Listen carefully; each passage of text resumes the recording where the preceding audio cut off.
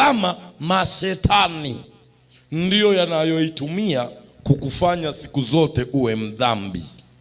Na ile alama maana yake ni kwamba kuna watu wengine nyuma yako walioishi kwenye dhambi hiyo, waliokuwa wazinzi hivyo au waongo hivyo au washirikina hivyo, walikufa vibaya katika ule ushirikina.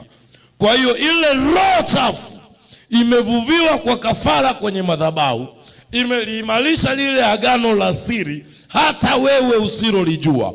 Sasa limekuwekea hiyo alama ili na wewe uende ukafe vibaya kama wale.